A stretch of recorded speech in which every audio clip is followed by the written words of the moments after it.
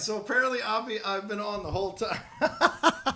Remind me not to go through StreamYards in the morning ever again. I didn't know it just starts automatically on its own. I love it. Are you all there? Good thing I wasn't naked, for God's sakes. Jesus, Mary, Mother, and Joseph. Let's make it a little closer. There we go. All right, cool. Let me put the thing up.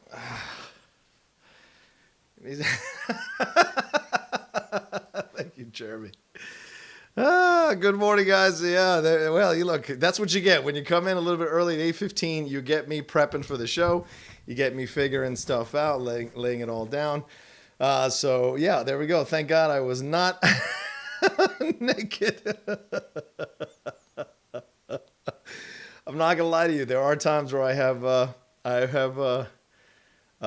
walked into the place to make sure it's all set. So remind me next time. So I'm never going to do this because I used StreamYards last night. By the way, this is all pre-show stuff. We're not going to start the show until 8:30. But for me, I did the stream last night, and I'd never done StreamYards in the morning. But when I did the StreamYards, I realized that you can't really do... you can't really do, what was I saying? You can't really do pictures and videos and that kind of stuff when you're doing the YouTube stuff. So, when you're doing StreamYard stuff. So with Streamlabs, though, it is a lot easier to do that. So J-Dog with the Super Chat already. Camera's been on the whole time.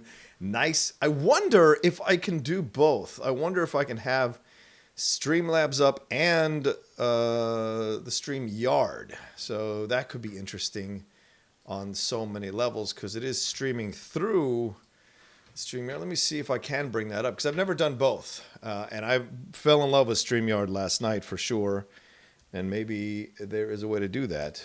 Let me just sign in. Oh no, let me see my broadcasts here. Enter the broadcast studio.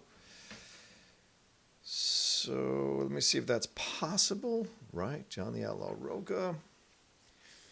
Is it going? It said to go live. I'm going live. Yeah, right. Okay, go live.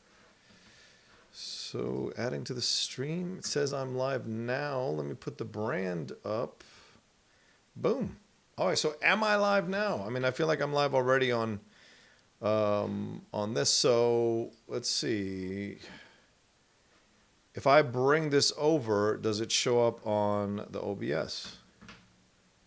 It does not. So it all depends on where I'm coming from. All right, cool. Just wanted to check it out and see if it's possible to do both StreamYards and the Stream Labs, but it is not. So unfortunately, that's the way it goes. Now on YouTube, is it possible on YouTube? That's the next question.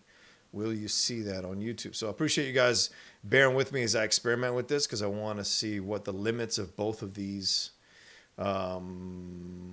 services are. So I want to see if I can possibly bring that up. Let me go into the live video, go into the broadcast, being live in the control room here on the Chrome. And let's see if I can do that. Let me bring J-Dog's thing here and see if it shows up on the show. All right, so it only shows up if you're watching in the stream. Okay, so if only I'm doing this to StreamYard. So unfortunately, it looks like it doesn't. Right? Yeah. All right, cool. So it doesn't do it on the YouTube if I'm watching. So if it's for Streamlabs, it's Streamlabs. If it's StreamYards, StreamYards. All right, so I'm gonna get out of StreamYards and I'm just gonna move over to the OBS in that way. So okay, so that's what we're gonna use. So unfortunately, with Mornings with the Outlaw, I can't bring over your super chats or your Streamlabs as like things to put up on the screen. And until StreamYard finds a way to be able to do images and video while I'm streaming, I won't be able to do that because there's a logo, there's channel, there's banner, but there's not like images that you can bring over, or you can bring them over, but they have to already be sized to fit within the frame. So that's extra work on my end to find the pictures that are fit those measurements. So maybe that's something I can do down the road, but we'll see. Anyway, all right. Everyone is here. J-Dog, thank you so much. Live from Los Angeles. It's Wednesday morning. That's right. Good morning, everybody. We're going to start show at 8:30, but this is more like that pre-show thing. Again, thank God I wasn't walking around naked, so thanks to everybody who averted their eyes and all that jazz, so I appreciate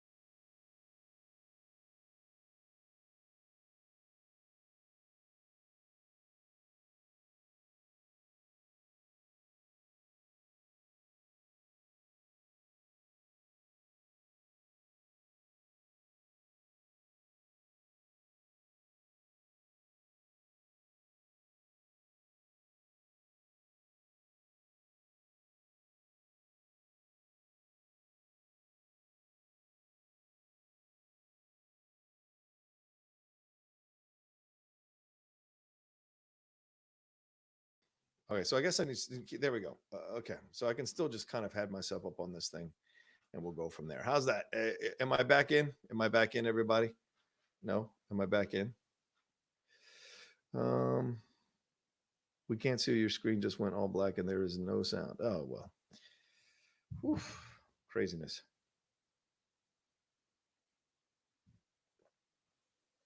Oh, okay. So that's what it is. Can you guys hear me? Yeah, I know someone gets mad about like, oh, asking about the audio, but the audio is important. It's the number one thing. More senior moments than Biden. Fuck you, Avinash. Fuck you. You tried doing 30 different things at once, man. Kiss my ass. Cool. All right, cool. Cool. All right, cool. All right, audio video is good. All right, great. Thank you, everybody. Thank God this is not happening when the show starts. So good thing. All right, getting a little. All right, so all these people are in here. Sorry. Let's let me run through them and then we'll start the show. Say hi to everybody. Let's see. If I said your name already, I apologize, but I'm gonna go through and say hi to everybody. So let's see. I think I left off where Jake was. Yes, Rick Morris. What's going on, Jeremiah Fuertes? What's up, Coachella Coastal? Oh, sorry, you're canceled, man. Canoe Haku Funiko Robin _DB. What's going down? Sang. What's going down? Kingsport Cal, yes. How are you? Manny Gonzalez, hello. Andrew G, what's up? Roos Bain, hello. Mike, what's going down? MK Songbird, you're the man. Let's see, who else have I got in here that's new? Already said Dan Layson, yes, hello. Rick Samoris, that's the one who gives me shit about. He wants me to put time codes now, Rick Samoris. As if I don't do enough. Rick's is like, hey, can you put time codes when you talk about stuff? How about you watch the show and you write down the time codes, send it to me, and I'll put it up, Rick. I think that's fair. Mike, what's going down? Travis Earl, what's going down? Let's see. Sorry if I'm saying your name already. If I said it already. Haskell 420, hello. Harvey Weinstein sentenced to 23 years in prison. Oh, what? If that's true, he's going to fall down even more. He's going to try so hard to get out of prison, that piece of dog shit. Jake Gardner, what's going down? Jay Scott, for real. All right, it's 8:30, so we're going to start the show in just a second. Stephen Gamble, how are you? Nicholas Mikolas, what's going down? Avanash S, what is up? Mike, good morning. Let's see. This time for me, said Levin, that's right. He's here or there. Morning, Rocha. Yeah, morning, guys. Everyone's giving me shit about it. Dude, you're alive, by the way. Bruce Bank, give that chair a thumbs up. Hell yeah, give it a like, man. Everyone's like, you're alive, fam. Did you have a nice shower, Rocha? Aspen Landers. Jeremy Metz, what's going down, dude? So good to see you in here, man. Really appreciate it. You've got a rare morning, man. We see me wandering around. So clearly I've learned my lesson this morning about how to do this thing. So don't start the stream with Streamlabs. Don't set it up through StreamYard, rather, because it does start automatically. So, all right. The champ is here. Thank you, Jeremy. Thank you for not being naked. Ben Landers says, best stream ever. Mike says, get that blanket off camera. Right. Well, it gets cold in the mornings, guys. Hey, everyone in this. Yeah, please send in your Streamlabs, send in your super chats. I got the Streamlabs up. Maybe some of you already sent some stuff in. So let me bring that up as well and get it going to this morning. I'm super excited to talk to you all. Last night was a blast. It was so much fun to see everybody coming in. Thank you to Reichelt Music, Kevin Kintu, Howard Kushlin for subscribing to the Outlaw Nation overnight. I appreciate it very much. And yeah, no Streamlabs so far, and the super chats. I've already done this already for some of you. So I think we're good to go. Zeno Hour, what's going down, man? Good to see you in here. Anybody else? Jeremy Metz says that was as good as an SNL opening. Damn right it is. Damn right. J-Dog, thanks for coming in last night on the show, man. Good talking to you, dude. Roberto Arsenal, what's going down? I know. It looks hilarious. Why must we live in the darkness? Is Jay Scott for real? There, everyone telling me we're back. All right, we're good to go. All right, we're over 100 of you in here. Thank you so much for joining me. I got about 75 likes, so good. Please get me to 100 likes as much as possible. Yes, Kevin, once you live in LA, after a while, it does get cold in the mornings. 60 degrees is cold in LA, so your body acclimates to that situation. Maybe someday, if any of you all move here after 10 years, you'll understand your blood thins out and it's not, you get colder than usual in that situation. So guys, don't forget to hit that like button, please. And of course, Jake's going to be sending through the Streamlabs. And if you don't, you can see the Streamlabs right there on the channel, streamlabs.com. Was it streamlabs.com/John Rocha says go and send in your questions in that way. And I will be hosting SEN. Christian called me last night or texted me last night, asked me if I would host. So after I'm done here, I'll be speeding back over to SEN Live to host there as well. So thank you all so much for joining me. And please send in your questions. Let's have some fun this morning. Over 111 of you in here. Thank you so much for joining me. All right, let's get into our first story now as we start the show. And that is Robert Orci is writing an untitled spin-off movie here in the Spider-Man universe. He was a co-writer for Amazing Spider-Man 2. And this is coming from the Wrap, so I want to give them credit. The details about the project is under wraps at this point. Also, any characters that he might be using on this spin-off movie is under wrap. Remember, there were a number of titles that were kicked around with, of Silver and Black and Silk, and there was Morbius, and Venom already happened. So there are the news is that it's going to be related to Venom and connected to Spider-Man in some way. Remember that Andy Serkis is directing that sequel to Venom right now, and Ruben Fleischer did do the first Venom film, and I think he's sliding in to do the Uncharted movie now, as a kind of good workman director. And so it's interesting to see what we're going to get here, because Robert Orci has done the two Transformers films. He also did the Star Trek films for Paramount and Mission Impossible 3. So a lot of connections to J.J. Abrams from Robert Orci. He also worked on Fringe, Sleepy Hollow, Matador, and Hawaii Five-0 over there. My concern here as I look at this situation is spin-off movie for Spider-Man is interesting, because there were so many rumors about what they were going to do with it and who the new characters were going to be. If once the Tom Holland situation was up in the air, and then they'd said he was going to go back to Sony already, everything was in motion. Remember, Tom said after the situation that I've got a lot of people, I've got a good plan for Sony. Sony seems to have a good idea of what they want to do. I'm excited to work with these writers, blah blah blah. And of course, a drunken phone call later, and he's back to the Marvel Cinematic Universe. If you believe that story, I don't believe that story, but if you believe that story, that is certainly something that you can consider. I want to look at Robert Orci's resume here real quick, because I know he worked I think he worked with Alex Kurtzman. Is that who it was that he used to do? Roberto Orci. He used to do things with this. Sorry, I want to say that. Roberto Orci. Yes, Roberto Orci. Yes. So he's born in Mexico City. So he's Latino. He did do Amazing Spider-Man 2, which of course a lot of people didn't like, and it was the end of the Andrew Garfield Spider-Man. Unfortunately, that stuff with Rhino, that stuff with. What else? The stuff with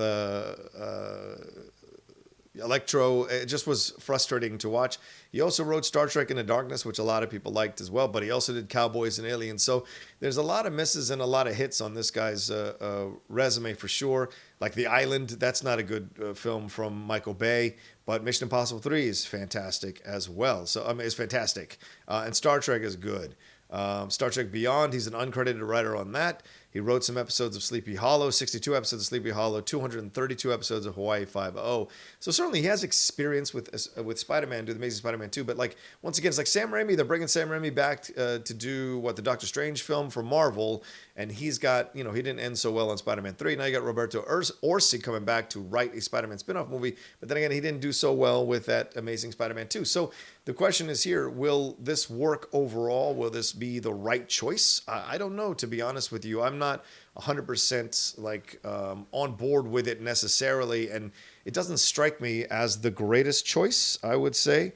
So I gotta see what he's gonna come up with. I gotta see what character they're gonna be messing around with, because I've yet to see anything that strikes me as a positive from him dealing with Spider-Man. So that's, I think, what we're going to have to look at here is that kind of a situation. Is will he step up to the plate and do something that's going to do something with a spin-off character that would be that kind of redeem himself in the eyes of the Spider-Man fans?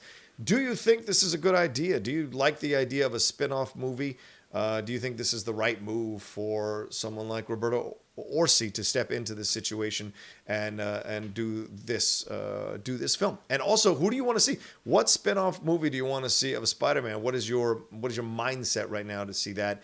Who exactly do you want to see in that situation, going up against Spider-Man or being a part of Spider-Man? Who do you guys think it would be a great choice for that? So let me know in the comments section below, or let me know in the chat here, in the super chats, or in the stream labs. Let me know there. Ask me a question and I'll answer it, and we'll get around to it. So let me jump into that real quick and make sure if there's anybody. Yeah, we got a couple of. Okay, we got one. Bruce Bain is sent into Streamlabs. He said, "Hey, Outlaw, if Christian starts a Hall of Fame, don't you think you should be the very first inductee? I feel so strongly. Also, good luck tonight against Atletico, but watch out for United next season. Second place, here we come. Ha, ha, ha. All right, well, there you go. That's a funny little thing. Hall of Fame? No, I think Dan goes in first in Hall of Fame. I should not go in first. Dan Murrell should go first in the Hall of Fame, absolutely, for the Schmodown. I should be the next one. I shouldn't be the fourth one in. That's for goddamn sure. But I will happily be second after Dan. I think that makes the most sense. For me personally, that's my own point of view. But yeah, that would be something overall. I would be a very big fan of that. And yes, we'll see what happens tonight. It's going to be a bit of a rough match with them, especially with the coronavirus and all this stuff roaming around. So we'll see how it all plays out. Let's see what you all thought about this idea. Let's see. MK Songbird says, I've only really loved Fringe from Orci. Let's see. Yeah, Dan Layson says, loved Fringe, Trek 09, Amazing Spider-Man 2. Not so much. Yeah, Thunder God Cairo 770 says that's not a great track record, to be honest with you. Yeah, Dan Layson was confirming. Yeah, he wrote with Alex Kurtzman, Roberto Orci, and Alex Kurtzman. They did those Transformers movies, and I'll always defend them. And they worked with J.J. Abrams on the Star Trek. Let's see. The electro part when he's in time and that song hits him was the best part of the movie for me. J. Scott Real says he actually kind of likes The Island. Okay. Dan Layson, Mission Impossible 3 is what really started off the current Ethan Hunt storyline arc. Yes, it is. Yes, it is. So I agree with you. Jeremy Schaffner's on here. Sorry, says he's sorry he's late with a derogatory comment after that. Queen George Jim, morning Outlaw Nation. Morning to you, man. Thanks for joining. I really appreciate it. Roberto Arsenal says, I personally like Far From Home more than Homecoming. Okay. Respect that. Miles in the ultimate version of Green Goblin. Oh, yeah. Is Roberto Orci writing a Miles Morales Spider-Man movie? That is interesting to even think about or ponder. Yeah, I didn't think about that. Sure. Yeah, The Island is that subtle Michael Bay film, I think. Subtle? There's nothing subtle about Michael Bay unless you're talking about Pain and Gain. Maybe Pain and Gain is the most subtle film he's ever directed. Everything else is pretty much big action and action sequences and set pieces. So, yeah, we'll see. Yeah, derogatory comment. I think so. I got my neighbor upstairs making a lot of noise because he's mad that I do these shows in the morning. Never mind that he stays up till 1 a.m, banging around up there, opening furniture or moving furniture around. But what does he care, right? So if you hear any music coming through while we're recording this, is because my neighbor upstairs is upset that I happen to be doing a show live from my apartment. And again, never mind that he makes a lot of noise when he's up there until 11 or 12 o'clock at night, moving large pieces of furniture and running his business out of his apartment. So there you go. That's kind of how it goes. So if you hear anything, that's what you're hearing. So, all right, let's move on to our next story. And that is Mulan. That's right. Mulan had the world premiere earlier this week. It was our own, my friend, sorry, not our own, but my friend Wendy Lee went to this premiere. Quite a number of people went to this premiere, but some people didn't go to this premiere. I found out later on, and they weren't happy about it. But, that's how it goes sometimes. I think studios are being a little more selective about who they're inviting to these premieres and who they're not. And let's take a look at some of the first reactions to Mulan. Remember, this is the live action Mulan. A lot of controversy here. The idea that it was done for they removed the songs, they brought in characters they took out characters, and they kind of made it more of a war film. That's what the premise was from the trailer. So let's see what some people think about that. And Wendy is our first tweet I want to bring up here. The cast of Mulan is fantastic in the film. She says there are lots of little moments that nods to the animated that'll make the fans happy. Very beautiful and epic cinematography. It had more fantastical elements than I expected. Overall, a great retelling of the animated and very fun. So there you go. I think that's a good review for it. Certainly the idea of the beautiful and epic cinematography kind of sells you a little bit more about what they were going for in the movie. The fact that she says it had more fantastical elements than she expected says something too, because a lot of people thought that, removing the dragon and what have you, that it was going to be more reality-based film. And maybe there is certainly that, but also a little bit more of the fantastical stuff than maybe people anticipated. So that could be fun. But she says overall a great retelling of the animated and very fun. That's what you want from a movie, right? To be very fun. All right, let's go and move on to Angie Han. Angie Han said Mulan is the best of the Disney live action remakes since Cinderella. I didn't even miss the songs. Finds new notes in a story we already know while delivering gorgeous action, heart, and humor. Liu Yifai is, there you go, emojis of star, explosions, and fire. So Angie Han giving it a positive review and saying it's the best of the Disney live action remakes since Cinderella. Finds new notes in the story. That should be interesting. We'll see what happens. Because remember, there was one of the producers came out a couple of days ago and said that they removed the romance that Mulan has with the superior officer because they felt it was a Me Too situation. A lot of people pushed back on that, thought it was ridiculous. So we'll see what new notes they find in the movie. I'm going to go see it, I think, sometime next week. So I'll be looking forward to see what new notes Angie Han is talking about. So, all right, let's move on to Peter Serena from Slash Film. He said, I'm very surprised at how much I liked the live action Mulan movie. It's so majestic. The action is thrilling. It aims for a level of sophistication and beauty you don't expect. I was never a huge fan of the animated film. I think I've only seen it once, so no attachments. Oh, an interesting perspective. So not a fan of the original Mulan animated film as Peter, so he went in with a little bit more maybe of a wide open situation, lowered expectations, and what have you. And he said he's surprised how much he liked it. I think a lot of people were surprised how much they liked the live action Aladdin as well. That was a big surprise for a lot of people too. Me being one of them. I enjoyed the Aladdin movie very much. I didn't know what to expect, and I love the animated feature.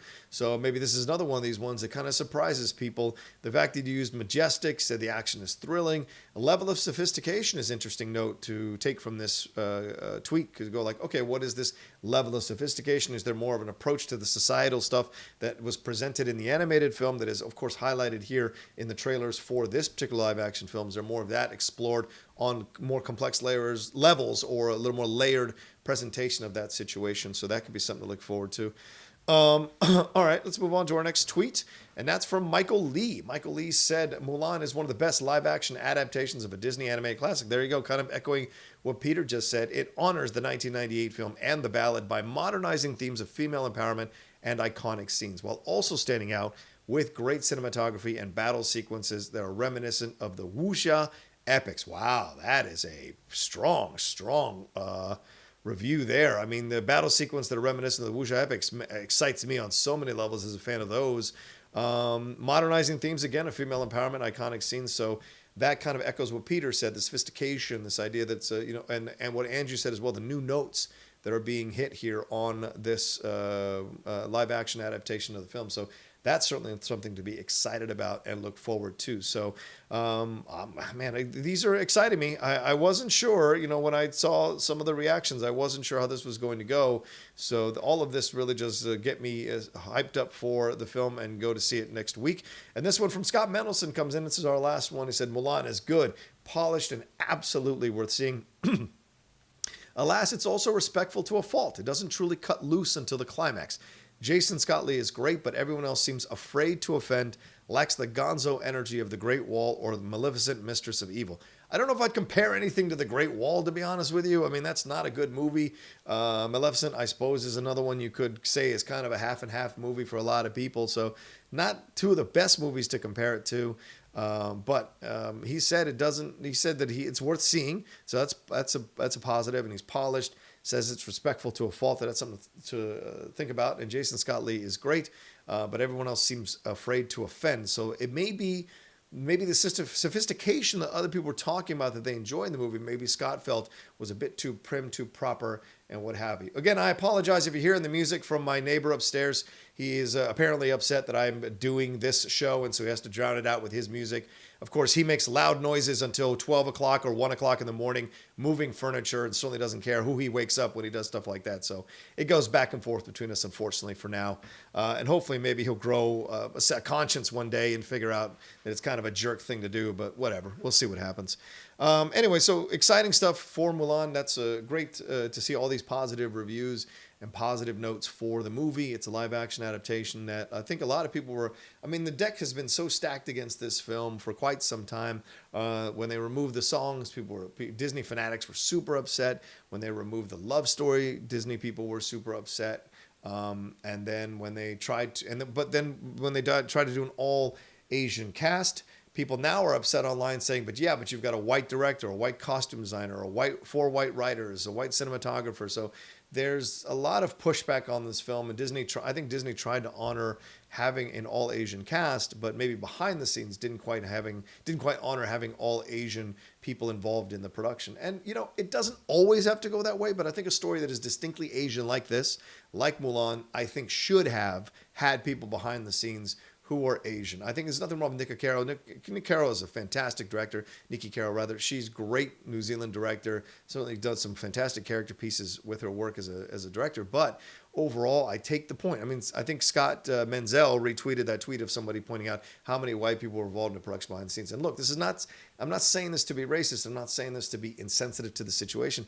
I'm saying it's okay that we can have a movie like this that is distinctly Asian being told by Asian filmmakers who are behind the scenes. That's certainly possible. Making sure the costumes are right, making sure the cinematography looks great, making sure the story itself has the nuance that you want to see.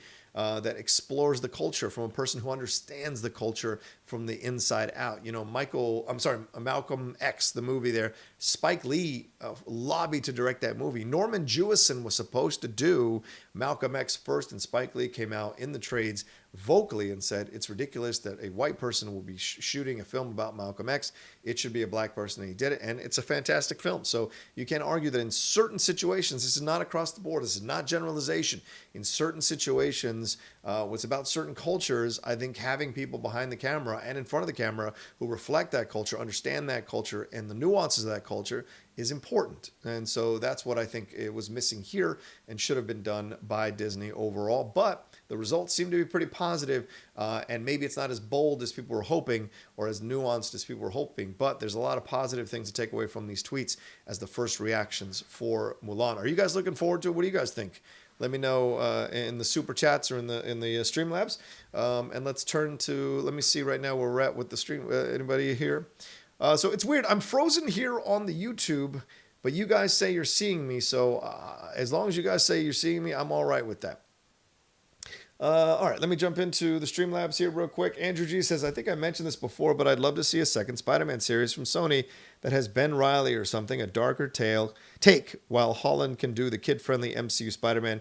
Might need a setup, but I think it'd be a cool idea. Yeah, sure. I'm cool with that. I know Coy would be very cool with a Ben Reilly Spider-Man. Coy Jandro, he's always crowed about that. I don't know how much they'd go darker with Spider-Man, though. I really think they'd hesitate to do something like that with Spider-Man because he doesn't really lend himself to darker stuff. It's not really in Spider-Man's bones. I mean, the divorce, we've had the Mary Jane stuff back and forth, the divorce, what have you, but it's not really in Spider-Man's bones to be dark. That's why his sarcasm, his wide-eyed innocence about it all is important, because remember, Uncle Ben dies because of him not stopping that criminal, and so he carries that with him, but there's never that overwhelming darkness like we have with Batman, who watched his parents get murdered. This is a different situation, so I'd be surprised if they did it.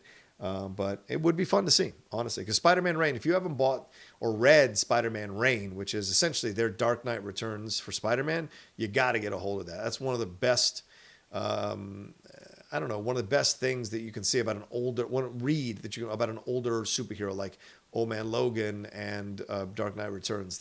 That's a fun one, Spider-Man Reign. All right, another one from Andrew G says, for the first time, I'm looking forward to one of these Disney remakes. I never had any nostalgic connection to the original Mulan animated film, so I can go into this without saying anything to compare it to. I think it looks great. I'll be there. Yeah, there you go. I think all the trailers certainly got me on board. I actually like that they removed the songs, removed some of the stuff there. I don't know about removing the romance. It was kind of nice to have Mulan have a little bit of a romance, but maybe that's part of the female empowerment, that she doesn't need a man. She imitates a man, or she hides out as a man to fight, but then shows her abilities as a woman to show the men in her culture and her community that women are just as good as men on the battlefield. Maybe that's her point, or that's her motivation. So for that, you got to give it props in that way. So we'll see. Well, I mean, we'll see 1,000%. Oh yeah, RD Film says, I believe Crouching Tiger, Hidden Dragon director Ang Lee would have been a good choice. I don't disagree with you at all. I think that would have been a great choice as well. Let's see. Eric from Wanda says, we see you. Okay, cool. All right, guys. Want to make sure, because I'm paused right here on the YouTube streams, and I'm not going to refresh it, because if we refresh it, I think I might lose it. So it says something about the resolution. All right, it's weird. Never mind. Let's move on. Roos, everyone's saying Raul. Good morning to Raul. That's awesome. Ed Rock, the blogger. What's going on? Oh, Spider-Man 2099. Shit, I hadn't thought about that. That's a great suggestion, Ed Rock. Spider-Man 2099. Roberto Orci doing that. He's Latino. Spider-Man 2099 is Latino. Oscar Isaac did the voice in the Spider. Oh man, I hadn't even thought about that. That could be super, super fun. And I think studios now are more like open to the possibility of having films that don't necessarily line up in terms of the universe, right? Look with Joker. Joker does not exist in the Batman universe that we know of at this point. It was a one-off. You can do Spider-Man 2099 as a separate storyline, a separate film, a separate, just as a one-off on its own, if you just want to do one of them and tell that story, and then maybe down the road link him back up in some kind of live-action Spider-Verse movie down the road. That could be fun. So yeah, that would be interesting. I would love to see that. Oh, yeah, I would love to see that. Roberto Orci do a Spider-Man 2099 film. That could be fun. I'm going to take a drink now. I'm going to take a drink.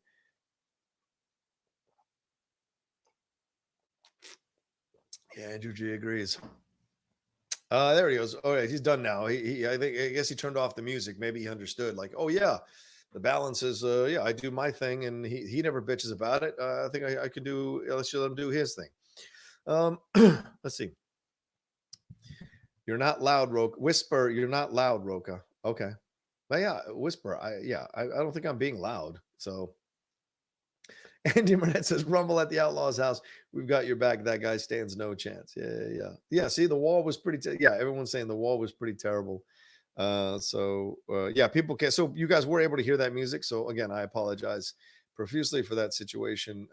Never my intention to do that kind of stuff. So I apologize overall. Let me see here. Make sure my output volume is good. There we go. I kind of turned it up a little bit just so I don't have to yell too loud, and maybe you guys can hear me in that way. And I don't want to upset him either. Lord knows you don't need a big old, you don't need a big old confrontation with your neighbors. I never was a fan of that kind of stuff.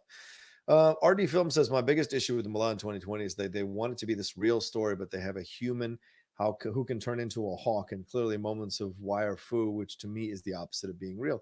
Sure, but even those wire fu movies, the best ones are the ones that have real emotion going through them, right? Like Crouching Tiger, Hidden Dragon has some pretty fantastical elements to the movie. Certainly that end where she's just flying down that thing is pretty fantastical overall. But the human story of her trying to figure out like who's telling the truth, who's not telling the truth, who's right, who's wrong, that's an important part of it. And also, there's the reality of the romance between Chow Yun Fat and Michelle Yeoh. So all of that is mixed in here into Ang Lee's story as well. And some of the fight scenes are pretty fantastical overall. And so, I mean, them leaning on the tree and stuff like that, that's all fantastical stuff. So when you look at this situation, you say to yourself, okay, well, where's the reality in that? And that's where the story comes in, and the character development comes in. So I think that's super important.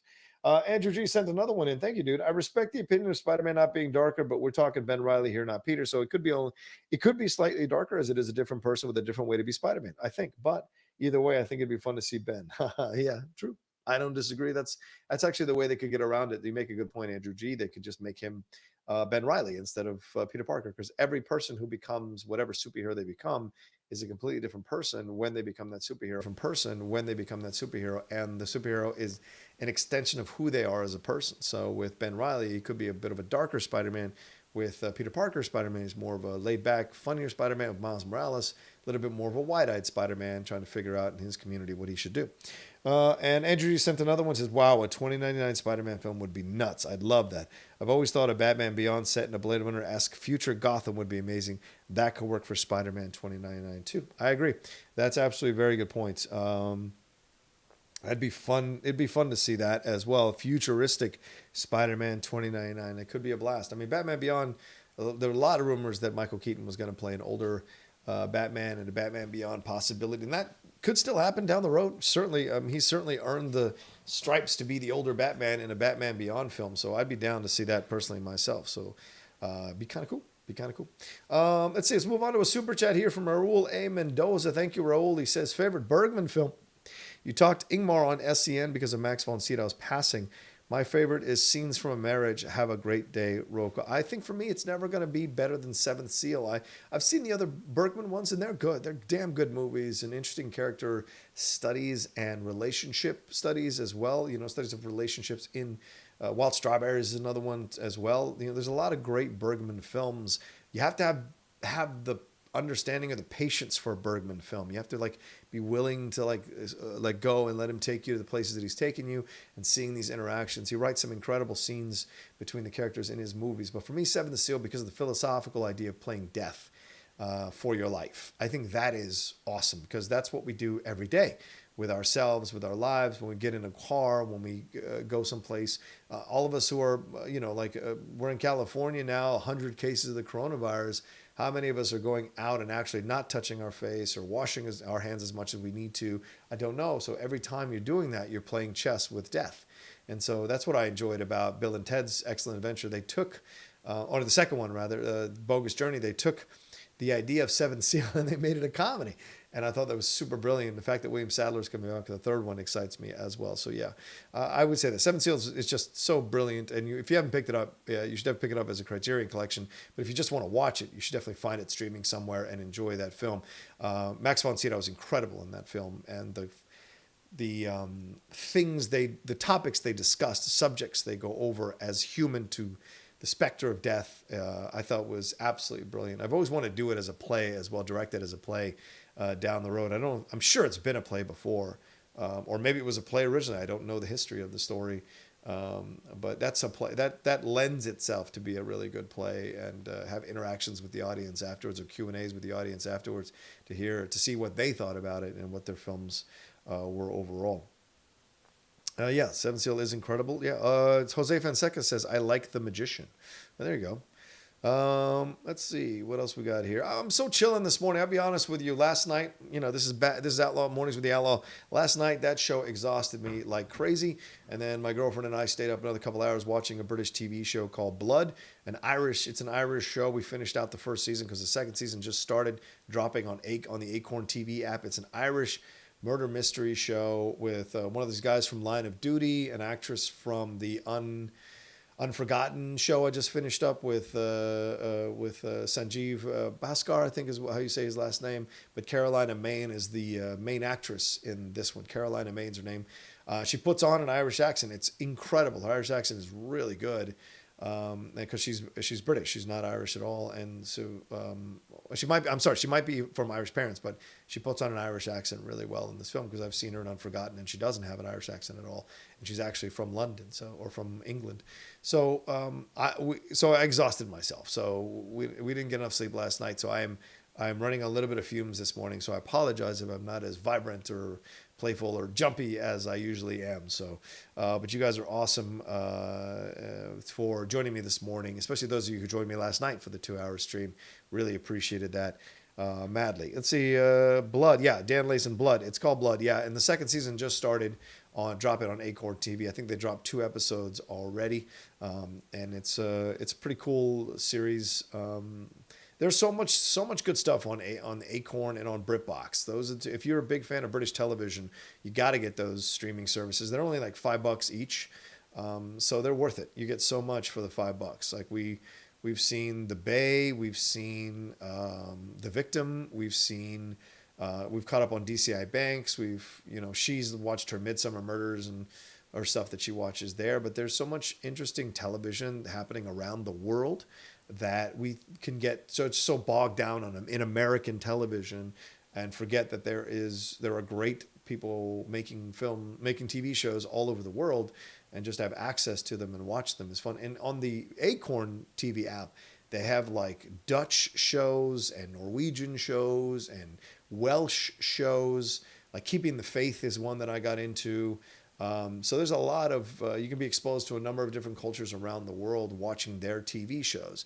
And Acorn certainly offers a lot more than BritBox. Acorn offers a lot of different choices to watch. Australian shows, New Zealand shows, Scottish shows. So there's a lot throughout, plus classic shows.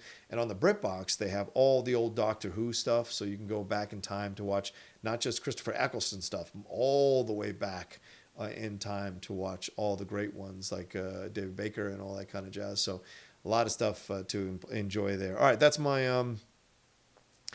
little diatribe as I'm like struggling a little bit. Yeah, The Bodyguard is good. The Bodyguard was good. That was on Netflix. Yeah, I really enjoyed that one. That was excellent, actually. The Manager. Oh, I've never seen The Manager, about a lady manager of a UK football club. No, I have not, Andrew Cook. Holy shit. Is it good? Like, do you like it? Like, is it good? Soccer shows are tough. Soccer shows and movies are tough for me, because sometimes I think they just default that it's football, and they think, oh yeah, people will just watch it. But quality is hard to come by. I know Toby Jones did one where he's like the manager of a football team or whatever. Oh, Dark. Yes, I got to see Dark. That's on Netflix. Oh no, Bloodshot reviews. Was it available? I don't know. I didn't watch Bloodshot. I'll probably watch it this weekend, maybe. Let's see. Jose Fonseca, Patty Boy. Yeah, Patty Boy. That's right. Another Irish accent. John, did you know that all episodes of Gangs of London will drop in the UK on April 23rd with the US date to be announced soon? Well, if it drops on April 23rd, so next month, damn it, next month. So I got to wait next month, damn it. Well, maybe it'll drop on the BritBox or the Acorn day of, because that's what happened with their Doc Martens and whatever those dropped, and Blood has been dropping day of. So that's part of it. Have you seen the Juventus miniseries on Netflix? No, I did not. I watched the Sunderland Till I Die series, which was kind of a depressing series to watch, to be honest with you. And then there's a second one. Apparently, there's a second season coming as well. So I don't know what they're going to do with that second season. So it's called. What is the name of it? Does anyone do you know the name of it? The name of the lady manager show? It's called The Manager. All right, I'm going to put that on my list. I'm going to put that on my list right now. The Manager. UK. Let's see. Maybe TV show.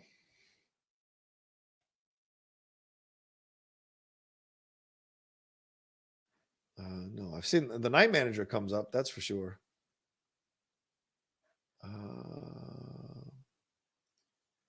Do you know who's in it? No. All right, I don't see it here. I will take a look for it certainly a little bit after I'm done here. So if you want to let me know who's in it, I will absolutely take a look at it. Let's see. You guys start talking Letterkenny. Shake my head. I leave, and you guys start talking Letterkenny. PC. Does BritBox or Acorn have Channel 4's Utopia? MK Songbird, I don't know. To be honest with you, I haven't even looked for Utopia, so I don't know. We'll see. I'm going to try that now. I'm saying, okay. Okay. All right. Bloodshot reviews just dropped. Oh, wow. Sorry about that. All right, let's move on to our next topic here before I get too bogged down in British television and lose all of you, because I'm sure not a lot of you watch that stuff. Let's move on to our next topic, and that is Guardians of the Galaxy. That's right. So apparently it was what's his face, Vin Diesel, who let it drop that there was going to be the Guardians of Galaxy were going to appear in Thor 4. He said, well, I am waiting and excited for my friend James Gunn to knock this next one out of the park. He took the Suicide Squad, so he's about to embark on it. Thor will also, the director talked to me about Thor, will incorporate some of the Guardians of the Galaxy. That'll be very interesting. Nobody knows. Maybe I shouldn't have said anything. And that was his interview with comicbook.com. So give them credit. Brandon Davis, did the interview with him, took a picture with him, posted all over his social media. Brandon Davis likes to do that.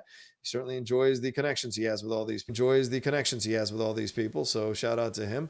But yeah, kind of a big story here. This idea that the Guardians of the Galaxy will show up in the Thor. In Thor 4. Already Thor 4 has a lot going on for it. We've got the female Thor with Jane Foster. All of that is rolling through as well. And then you've got just figuring out, now you're going to throw in Guardians of the Galaxy into this thing.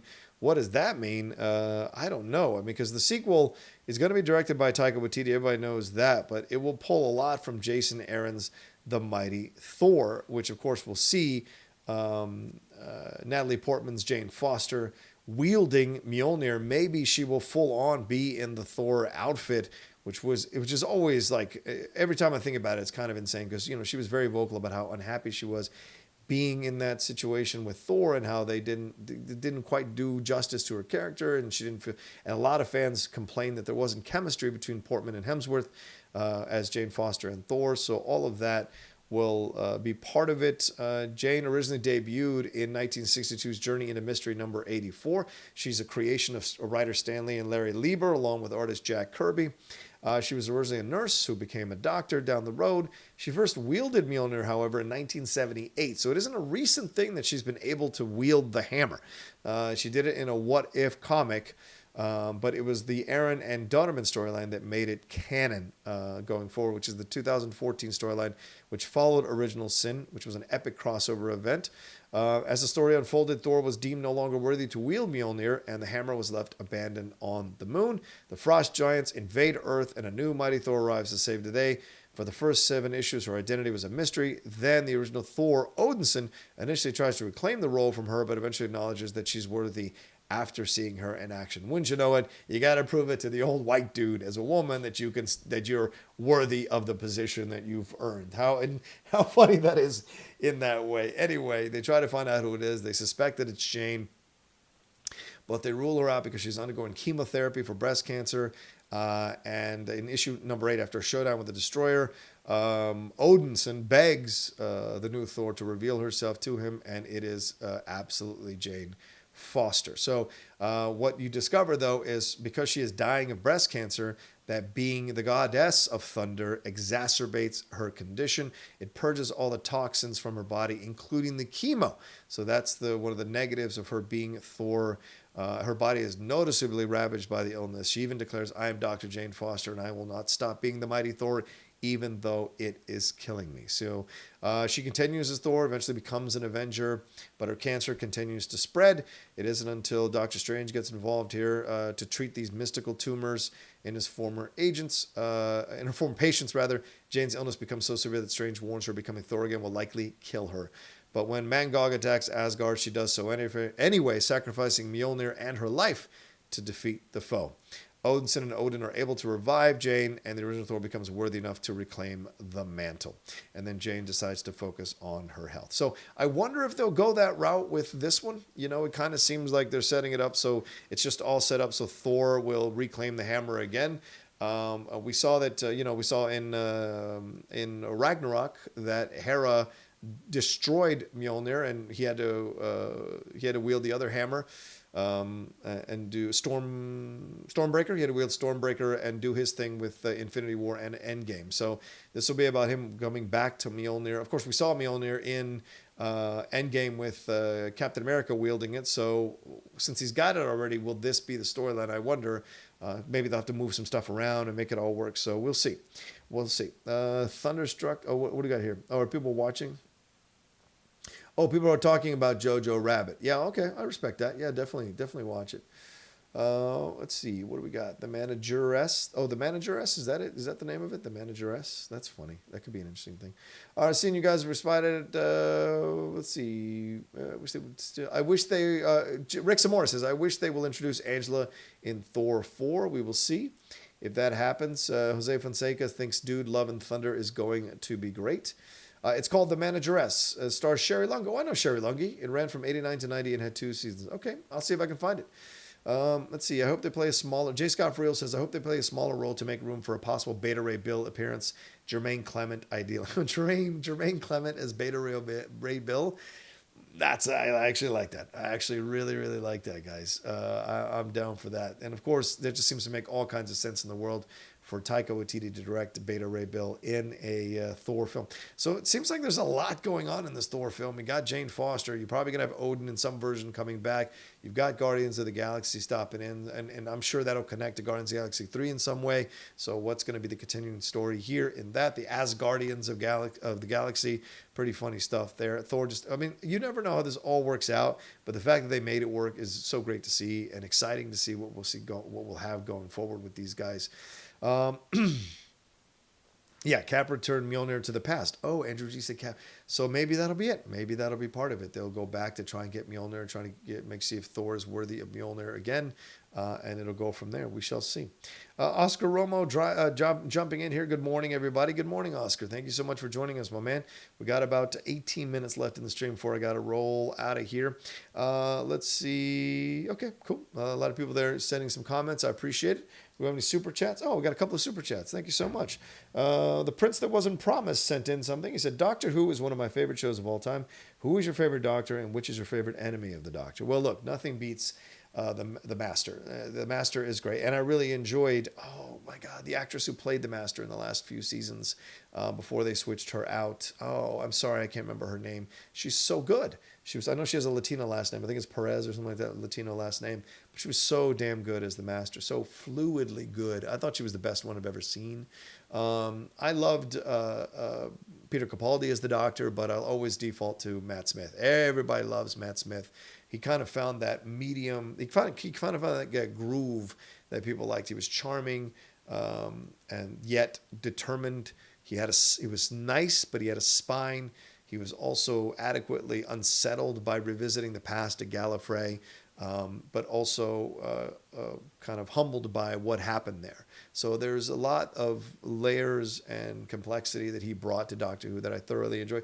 David Tennant was good, but whenever you cast David Tennant in anything, you're going to get David Tennant. Whereas with Matt Smith, I think you get like different characters that Matt Smith can do, a little more of a I don't know, but a little more of a deeper approach to a character. Nothing against David Tennant. I think David Tennant is a fantastic actor. Certainly, Broadchurch, one of the best TV series I've ever seen in my entire life. Didn't like him so much in the Harry Potter films. I didn't like his Hamlet, I got to be honest with you, but I enjoyed him as Doctor Who. But he was more of a pugnacious Doctor Who, right? He's an emotional Doctor Who, but he's a pugnacious Doctor Who. Whereas Matt Smith is more of a determined Doctor Who in babyface appearance, so I like that. But I liked Capaldi because Capaldi kind of echoed back to the first Doctor, the crotchety old stuff like that. And I thought, I will always have a sadness in my heart about him and Bill, because he had to kind of process. He had to go through the other companion of his and kind of go through past that to get to Bill. And Bill and Capaldi, like the Bill and that Doctor Who, were just so perfect. And I wish they had more than one season to do their thing. And what happens to Bill in her story, at the end of her story in that Christmas special, broke me in half. I remember, because I went to see it in the theater. I went to see it in the theater because they showed it here in LA, the Christmas special. Went to see it with a couple of my Doctor Who friends, and I was just broken by it because it was so sad. And so if you haven't seen that run with Bill and the Doctor, Peter Capaldi's the Doctor, please do yourself a favor and do so. I'm not hearing great things about the last 2 seasons from Jodie Whittaker, so I haven't been willing to jump in. None of my Doctor Who friends enjoy it at all. I know there's some people who've defended it, like Tim Franco. He's defended it and said there are some good episodes. It's not overall 100% great, but I don't, there's so many things I'm watching, man. If it's not good, I don't want to jump back into Doctor Who. And I love Jodie Whittaker. Again, Broadchurch. What was that film? Venus, she did with Peter O'Toole. That's where I first got to know her. I think she's a great actress. So I'm just like, I'm sad that I can't watch Doctor Who because I also don't like having a team of companions. I thought that was a bit of a cop-out for them to do that. And I think they tried to play both sides of the gender dynamics of this. They were like, well, we couldn't have a male companion. Apparently it was fine to have a male doctor and have a female companion for numerous years. But God forbid you have a female doctor as the alpha and have a male companion as the beta, and have people and not worry about people getting upset about it. But doing that team is, I just didn't like the idea of a team around the Doctor. I just didn't feel authentic to me. I get you want to take chances or whatever, it just didn't feel authentic to me. I think I tried to watch the first episode and I was like, yeah, I'm good. I don't feel right here. So I thought the BBC kind of blew it with that, tried to maybe play the gender dynamics a little bit like, oh, we don't want to piss off the male fans. We're going to have a team around her that'll have men and women and it'll be diverse and blah, blah, blah. And when in fact, it could have just had a male companion and it would have been just fine to have a younger male companion with her. So yeah, ZB says the ending to Bill's story is pretty wrenching. Yeah, right. Like I cry even now. I'm talking about it, and I think because I'm a little tired, so my walls are down. I'm getting emotional even thinking about it because I loved their connection, loved what they did with them. Because I mean, you could tell that who was it? I want to get this right, so I'm sorry. I'm gonna look on my phone now, but let me take a look here real quick. Because I don't want to say the wrong thing because I respect Doctor Who way too damn much. I want to make sure I get it right for people who are like, massive fans as well. From it, yeah, there's no. I want to make sure I get this. I know this is thrilling radio. I apologize, everybody. Yeah, the master is, yes, Michelle Gomez. But Clara, right? Jenna Coleman's Clara. You could tell Jenna Coleman's Clara and Peter Capaldi's the Doctor. It was a grind to do their episodes. They really didn't have that chemistry. You could tell Clara had way more chemistry with Matt Smith than she did with the Doctor, with Capaldi. There were elements of romance between them with Matt Smith and Clara that was possible, but now looked weird with an older Doctor. So that was a bit of a adjustment for fans too, not just for Victoria Coleman as an actress. I'm sorry, Jenna Coleman as an actress, and Clara's character, but also for us as viewers. So I didn't like that. So when Bill came in and there was no sexual tension or sexual chemistry, they could just be, and there was no weirdness like carried over by the fact that she knew the Doctor in a different iteration. This was Bill seeing the Doctor as he is now, as Capaldi, and having the back and forth with them.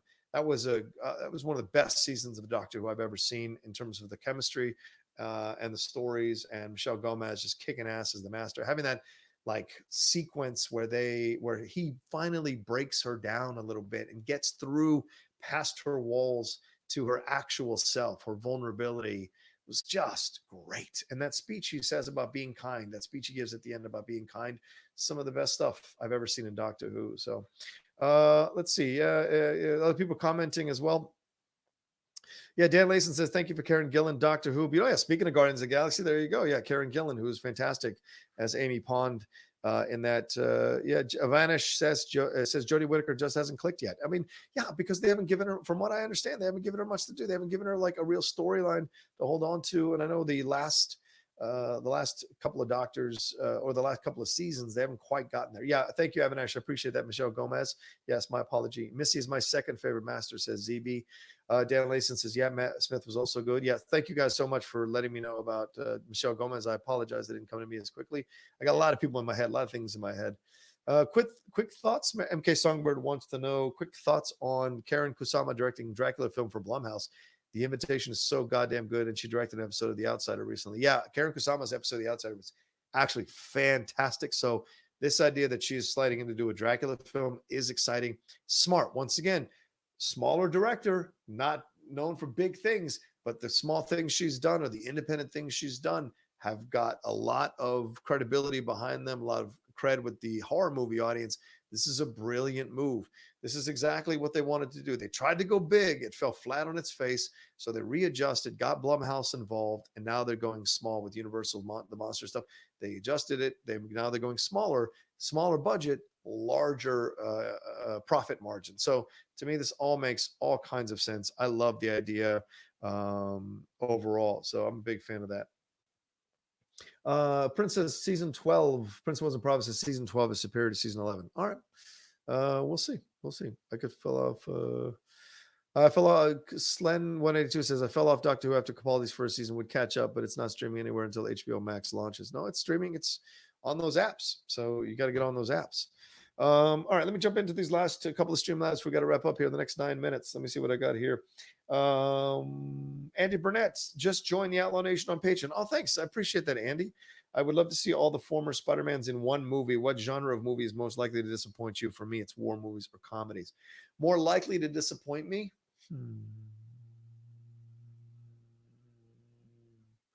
Good comedy. Comedy nowadays. I haven't found a lot of good comedies that have come out in the theater nowadays over the last few years that's the style of comedy that I enjoyed in the past. So I've been more disappointed from comedies than excited by comedies or enjoy comedies. I've actually found more comedy in the action movies and in the Marvel movies than I have in straight comedies. Although the Good Boys, I think that's the one that came out last year. I thought that was a good comedy, but most of the time now when I go into a comedy, I know I'm not going to enjoy it as much as I would like. And it's unfortunate. It doesn't seem like there's a big deal here for a comedy. I don't know. It just doesn't seem like there's a golden age of comedies right now. And I think comedy itself is trying to figure itself out where it's going to go next. So we'll see from that. But Andy, thank you so much for joining the Patreon. You can join the Patreon right there, .com/John Rocha. Some of you who are patrons got into the stream for the Outlaw Nation show last night, got to ask your questions to me live on the air with your face on the camera, talking to me. It's so great to meet and see so many of you all. That was a fun time last night. Join me again next week from 7 to 9 p.m. on Tuesday night. I'll be doing it then as well. And for those of you who joined the Patreon, I will be more involved now that I figured out Discord, figured out all this other kind of stuff, and how much easier it can be once I just start doing it. I'm going to be more involved on the Patreon. So please go over there. I'll be sending messages, posting stuff almost every day for you all, connections with you all. So please go and join the Patreon. I'm trying to get to 2,000 to 3,000 so I can start renting a studio out and start doing this so I don't have my neighbor being upset about me doing these shows here in my own apartment in my studio. So that could be fun as well. And more content will come out of doing stuff at a studio. So Thank you all so much for the people who are donating to Patreon already. Really, really appreciate it. Oh, and one last thing I should say, and I know it's 9:23, so we got to wrap in the next 7 minutes. Where am I at on the likes? Am I doing all right on the likes? Where am I at on the likes? 131 likes. That's nice. Only 100 of you, 115 of you all in here. So it's probably a chill morning. I started the podcast network last night. So the Outlaw Nation Podcast Network is now available. I'll be tweeting about it later today. But it's on Anchor and it's going to start. Hopefully, it'll get approved to go all the way around. Probably take about a week before it gets approved on iTunes. But everything is going to be on the podcast network. So many of you all have been asking me about when I'm going to put up the shows on podcast. Now it's going to be available on the podcast network, and it'll have the mornings with the Outlaw shows. It'll have the Outlaw Nation show. It'll have Deep Cut, which we just recorded a new episode of the wrestling show. I do Deep Cut with Aaron Turner. We just revisited the first women's Elimination Chamber in 2018 in honor of Elimination Chamber happening this past weekend. Also, any movie reviews I do are going to be on there. Any live streams I do, any interviews I do are going to be on there. The new sports show that's coming, Game Time, that's going to be on there as well. So everything that is on the Outlaw Nation channel, except for Geek Buddies, because it already has its own podcast network or a podcast feed, will be on the Outlaw Nation network. So for those of you who've been wondering about when you're going to get to hear this or when you're going to be able to like listen to these things, it'll be on there. So you don't have to necessarily watch it on YouTube. Although I appreciate the views on YouTube, you won't necessarily have to watch it on YouTube. So go over there and subscribe to theirs. Go, and it's called the Outlaw Nation Podcast Network. So if you want to go and look for it on Anchor, maybe on Spotify. In fact, let me check my email. Maybe it's already been approved for a couple other places. Yeah, it just says welcome to Anchor. All right, so it hasn't said for sure that I'm on any of these. Yeah, there we go. All right, Avinash S, thank you so much for subscribing to the Outlaw Nation Network. I appreciate it very much. Yeah, well, there you go. Yeah, so it'll be just a look for. I'll make the announcement soon once it starts popping up on all the different feeds, all the different streaming services that for you all to listen to, and we'll go from there. All right, Andrew G, one more here. Apparently, Matt Smith was supposedly cast in Rise of Skywalker as a young or clone Palpatine, but was totally cut out. If that was true, I would have loved to see that. Maybe him in a lightsaber fight with Ben Solo and Rey. Yeah, would have been fun. Would have been absolutely fun. There's a lot that you can look at that film and just see that there was a lot that was missing that day and a lot that was should have been there. And so certainly a lot of problems. And then the retconning with this novel wasn't maybe the smartest way to go.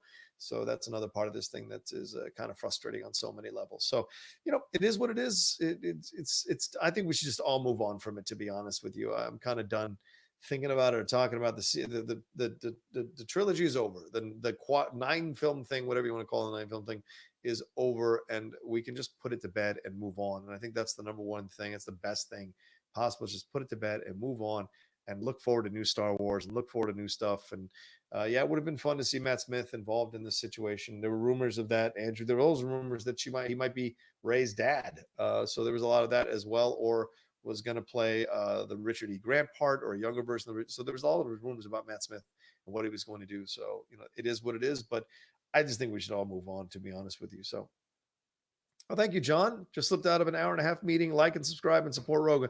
Thank you, John Mariano. Appreciate that, my brother. Thank you so much for your help last night on the Return of the Outlaw Nation show. Couldn't thank you enough for all the work you did. Hey, guys, if you haven't hit like on this, would love it if you get me over past 150 likes. If any of you haven't hit the like button, slide that cursor over, hit the like. I've got 3 minutes left in the stream, so I'm wrapping up here as I head on off to SEN Live. I think Brett, Kate, and Bonnie Somerville are going to be there, of course, with Ben Goddard and RB3 as well. So a lot of stuff we're going to be talking about there. So head on over to SCN Live in about 33 minutes and join me there. Other than that, let me just start wrapping up now. Mariano, much love, brother, man. Much love. I made the announcement. I don't know if you need to know this, but I made the announcement that the podcast network, I just started the podcast network last night, applied to it at Anchor. So hopefully it'll start letting me know when it's on Spotify, when it's on Google Podcasts, when it's on iTunes, all of that. Hopefully it'll let me know, and then we'll go from there. And I'll reach out to Brian Ward to maybe do me an Outlaw Nation logo podcast network, a podcast network logo that'll work for that as well. All right. Thank you all so much for watching Mornings with the Outlaw this morning on this lovely Wednesday morning. I apologize for my voice. I'm running a little tired after last night's show, and then also hanging out with my lady a little bit last night, a little bit late. So I hope you enjoyed the show anyway. Please subscribe to the Outlaw Nation channel there. Hit that red button below for all the great content. I'm working hard producing all this content for you all, and hopefully you like it. Please follow me at The Rocha Says on Twitter and on Instagram. And of course, my Patreon, www.patreon.com/John Rocha, trying to get that high enough so I can start, as I said, renting out a studio and doing all this from a studio, going to it like that is my job. I drive to that studio, I create content for you all, and more going from there. And of course, the Outlaw Nation show now will be live every Tuesday night. It's a call-in show. That's what I wanted it to be. Essentially kind of like a radio call-in show, but it'll be over YouTube, and fans will get in line waiting for me to answer their questions. Of course, I think I'm figuring out the format that I should talk about something for like 10, 15 minutes, then take some calls, then talk about another thing, and then take some calls. So I learned from last night already how I want the show to work and how I want the show to be. So I think it's going to be a really good show, and it's going to be something unique and distinct from what other people are doing. So I'm looking forward to it. So please, hopefully you all can subscribe to the channel and watch the first episode. See what you think. Send me your tips. Send me what you want to see from the Outlaw Nation show. Either tweet at me or put a comment below on YouTube. I read all the comments on my stuff now. I know I say on other stuff I don't read the comments because that's not my stuff. Well, on the Outlaw Nation channel, I read all the comments because I'm trying to build it up, so I want to hear what fans think. So whenever you watch any of my content, if you got a thought, you got a feeling, you think a better way to do something, just leave it there in the comment section below, and I guarantee you I will read it and look at it. And if it works, then I will implement it and do that going forward. Okay, I think that's everybody. I hope I didn't miss anybody with their Streamlabs. Did I miss anybody with their Streamlabs? Yeah. All right, cool. Just want to make sure I got everybody. And thank you all so much again. Have a great rest of your day. And come and join me in 30 minutes over at SCN Live, hanging out with the crew there, having a little fun. Until then, have yourself an awesome Wednesday. And remember what you got to do, step by step, figure it out. Even if it's a baby step, get closer to what you want to do in your world, what you want to do in your life.